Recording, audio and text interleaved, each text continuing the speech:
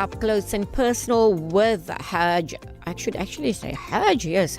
Hajj Muhammad Shuckree Effendi, who performed his first Hajj mostly walking. Yes. Now, just before the break, we heard all about the challenges that he faced, but he never gave up. Subhanallah, and we are very pleased that he didn't. Otherwise, we wouldn't have heard the story. But before we continue, right, I'm going to go to the WhatsApp line 0786 10 11 12. I'd like to know which year did Hajj Shuckree perform Hajj? 1995. 1995. Now, I know there's an incident. When we speak about you walk most of the way, right? And when we say walk, it's literally walking from where?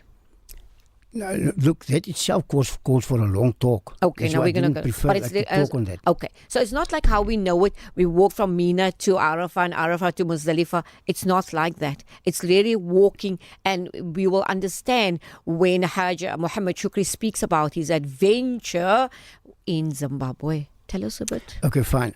When I came to the first village in Zimbabwe, I was very thirsty. I had a beard, this Pakistani tops on and a turban on my head.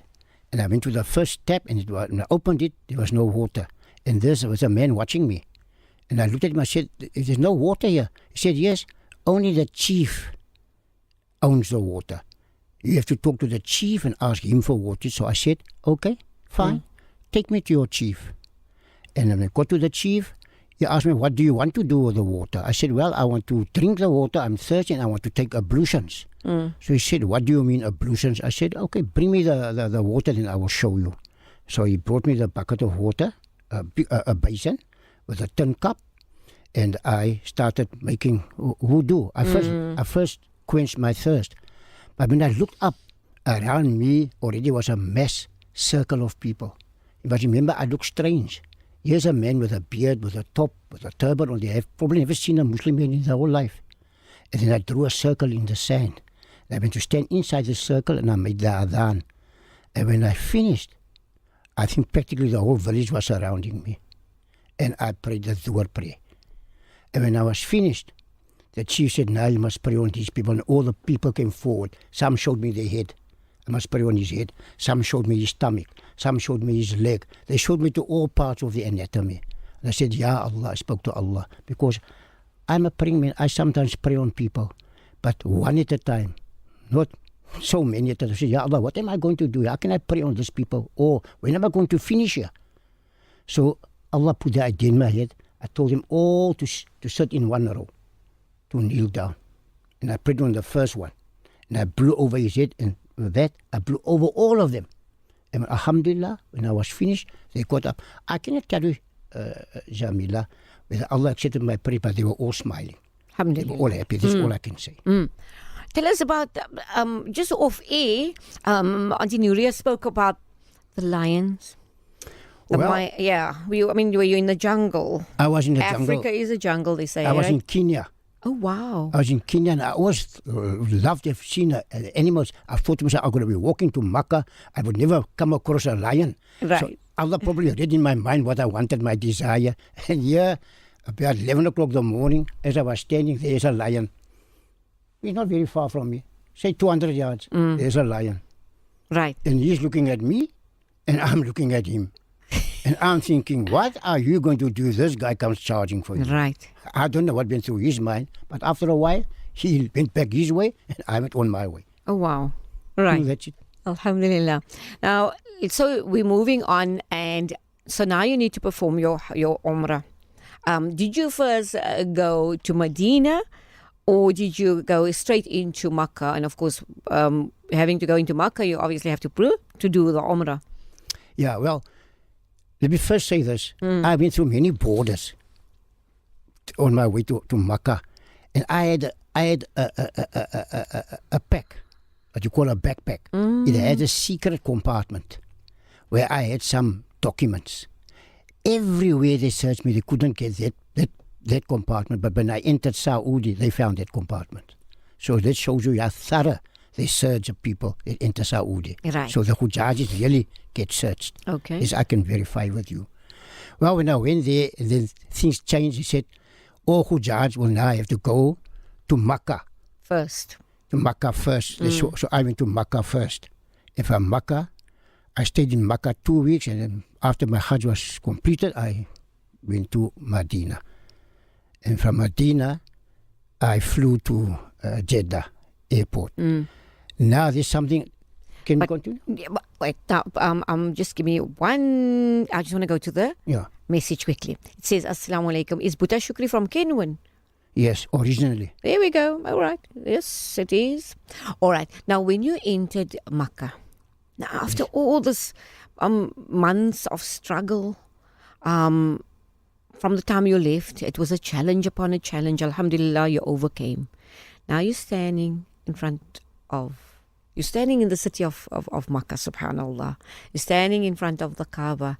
What was that experience like? What were the emotions that you felt at that moment? Alhamdulillah, I'm glad you asked me that question. On the walk to Makkah, I experienced many things.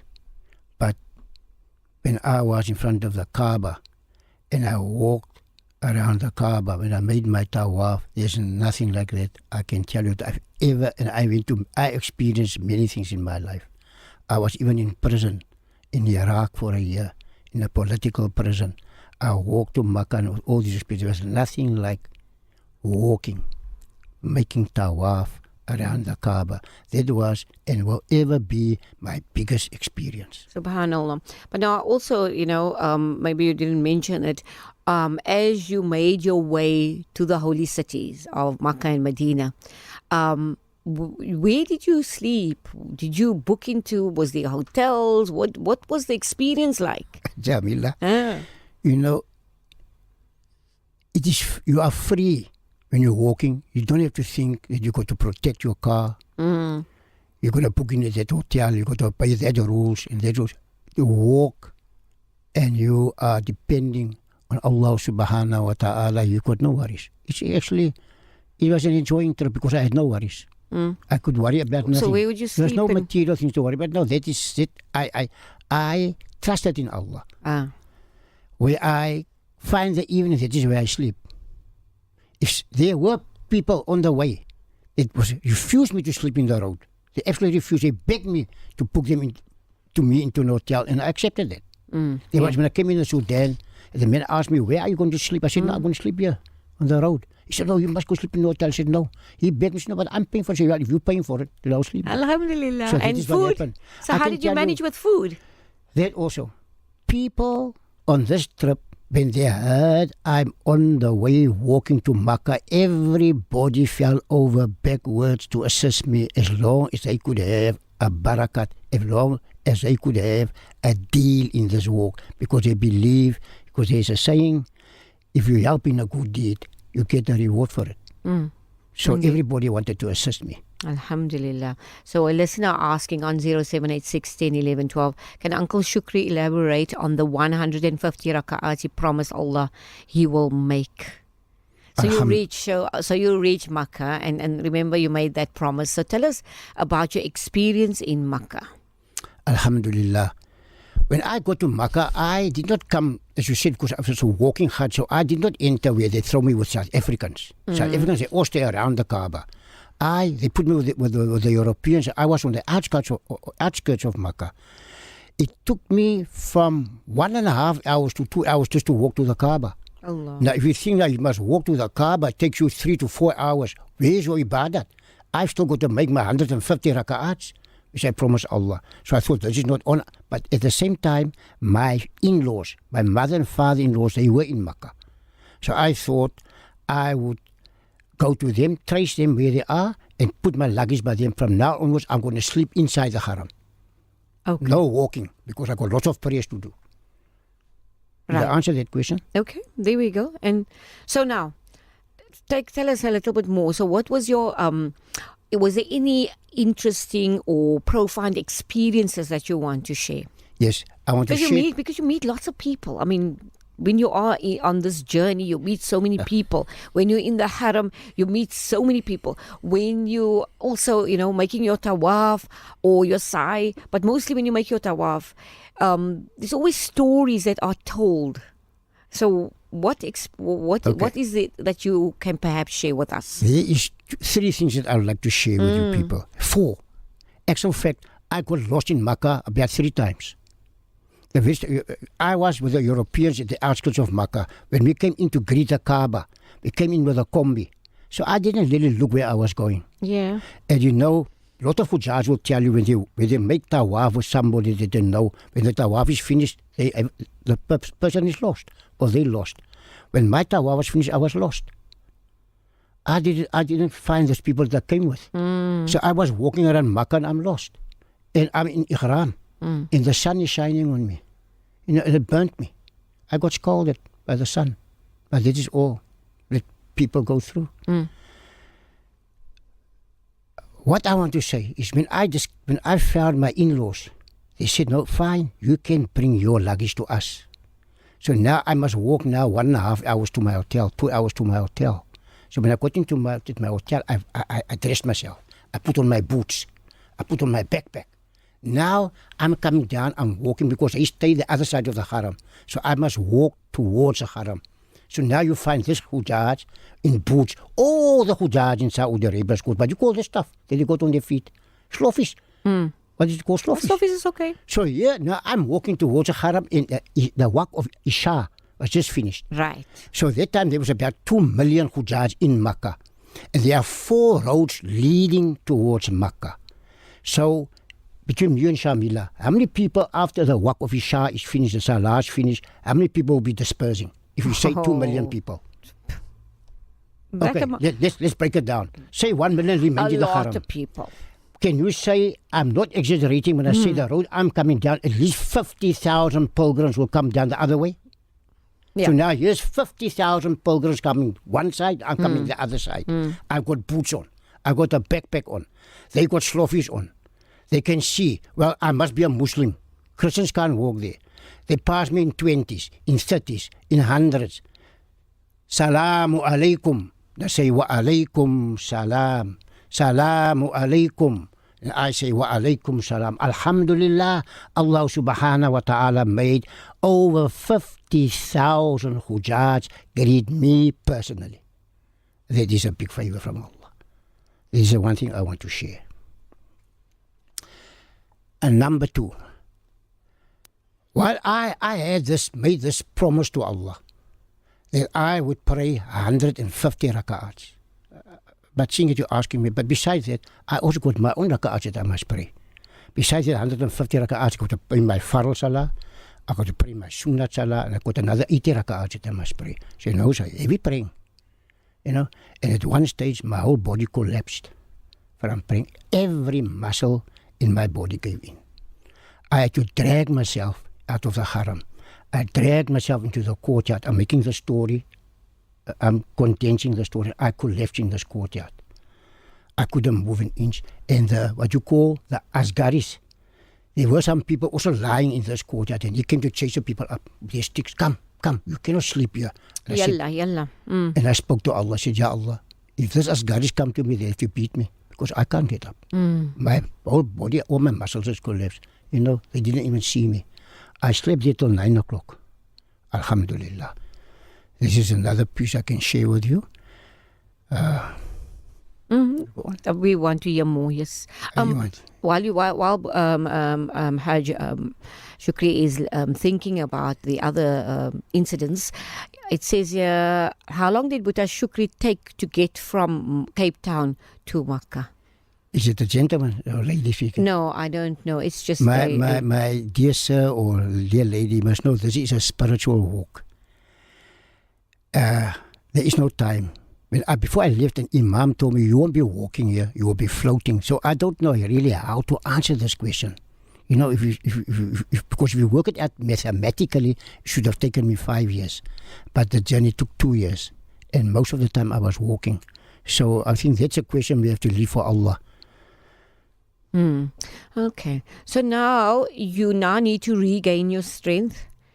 And no one came to your aid when you were laying there?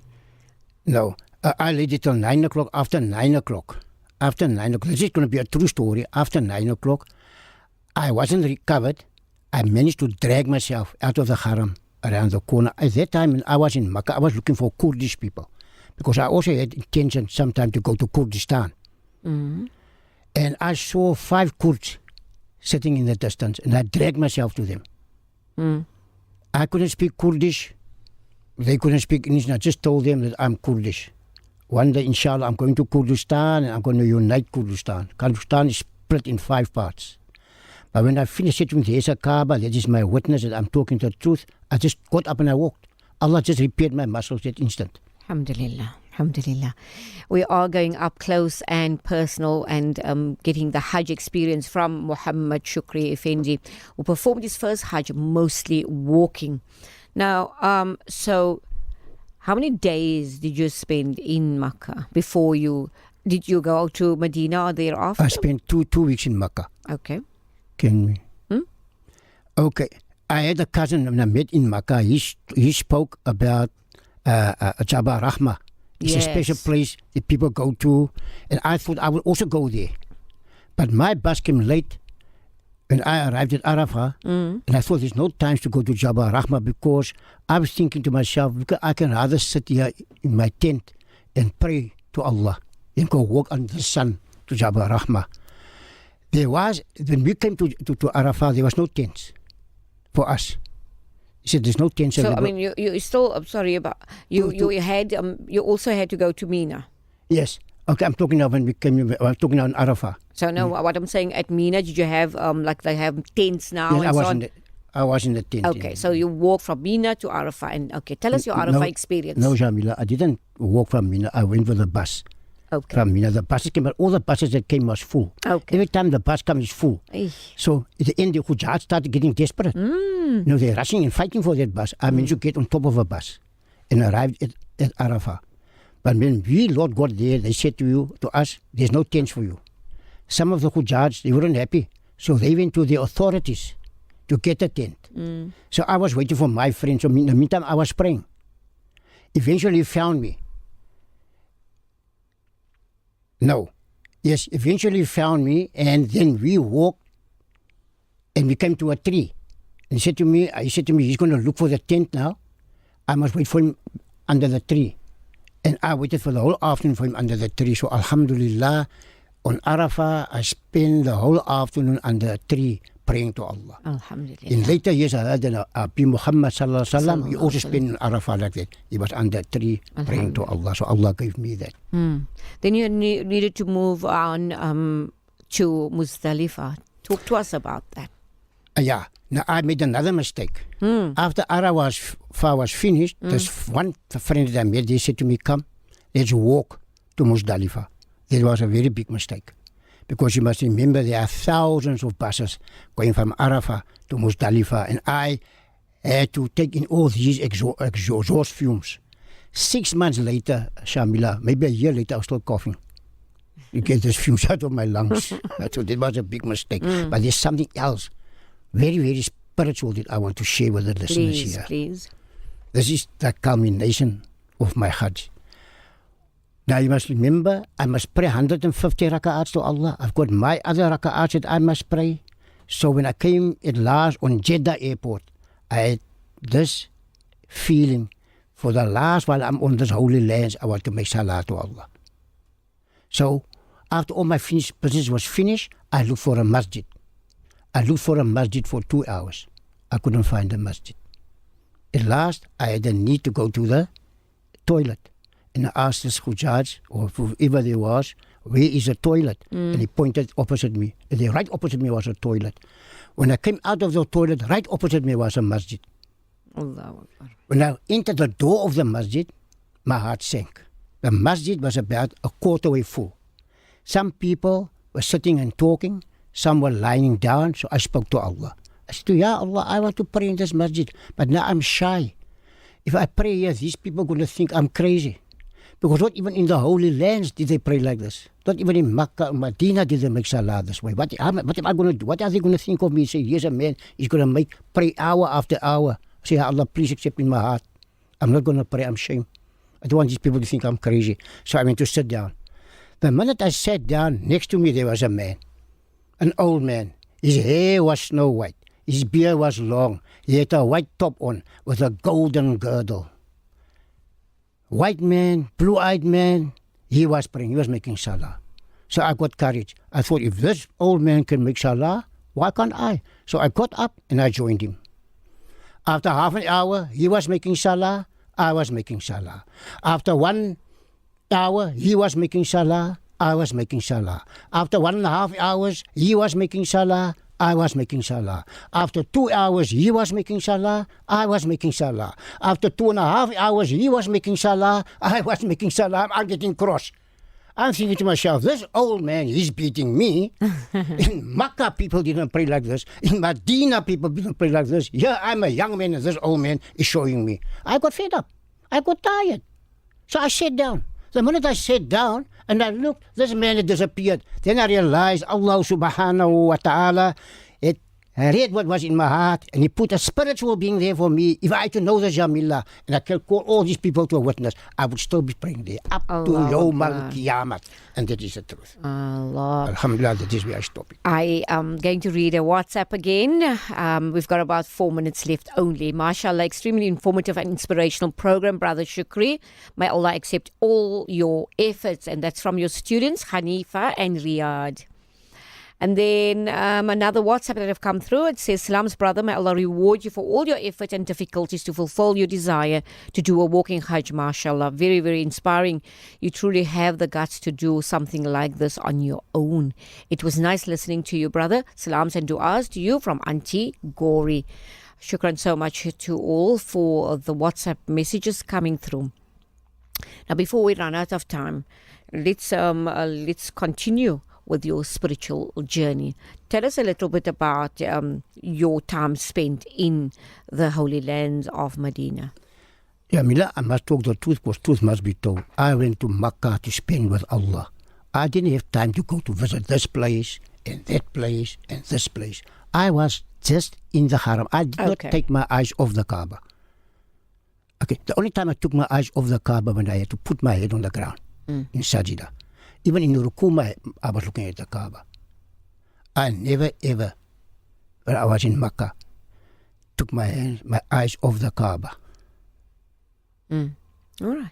So, so you did not go to Madeira?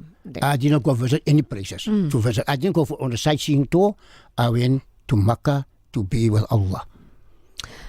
So what would your take-home message be then for our dear listeners? Okay, to the listeners, this is what I want to say. When I announced first that I'm going to Makkah, not one person supported me. The other said he's lying. They said I'm going to get killed. They said I'm crazy. They all, not one person stood with me. They all tried to dissuade me. And the funny part is that while I was walking, people also didn't want to believe that I'm going to Makkah. When I crossed the equator, they didn't want to believe that I came from Cape Town again. This is people. They profess to believe in Allah. Now this is what I want to say to you. If you believe in Allah and you put your faith and trust in Him, nothing ever will stand in your way. Indeed. Indeed. All right. Now before we go, let us just quickly your time in Iraq as well. Okay. Just we've got like a minute or left. To a minute. Well, I was busy taking over the country, to tell you, to the government panicked and they threw me in jail. When I was in jail, there was about 400 prisoners. They called me the Mandela of the Kurds. In the end, I controlled the whole prison. You know what Nabi Yusuf did when he was in prison? He interpreted the prisoners' dreams. So I interpreted all their dreams. I can tell you one dream I interpreted. The warden called me, said to me, I had a dream. I saw this old woman. She's in this room. She's praying. The whole room is full of noor, full of light. But in the corner of her musalla, there's a rusted mark. Can you give me the interpretation of this dream? I said, I must first talk to Allah. Tomorrow morning, inshallah, you send for me, I will give you the dream. I spoke to Allah all night. I said, Ya Allah, throw me into my mind the interpretation of this dream. Allah didn't talk to me, nothing. The next morning he sent for me. He said, Muhammad Shuckree, what is the interpretation of my dream? I just started speaking. This is Allah. He throw the words in you. I said, you see that woman? They was praying in that room. That wasn't a rich woman. He said, yes, that's right. It's my mother. So now I knew I had to tread carefully. This man's mother. I said, she was a rich woman. But when she was alive, she did not give zakah. Now you give zakah on her behalf, then that rasta spot will go away. Alhamdulillah. We are going to leave it there. We have run out of time, and we do know that you've also authored 3 books, and hopefully we'll get to see you putting pen to paper, sir, and do your Hajj experience, inshallah. It's just like the devil is out there, doesn't want me to write it, but inshallah, what you'll find to us, who knows, I can make it. Alhamdulillah. Must keep us in your du'as, inshallah, and thank you so much for being in studio and sharing your Hajj experience with us. Shukran, alhamdulillah. That was up close and personal with Hajj Muhammad Shuckree Effendi, and of course performed his first Hajj mostly walking. He's also, like I said, an author. So we'll wait for that book about his Hajj experience, inshallah. Stay tuned to Radio 786 on 100.4 FM. The 3 o'clock news is up next.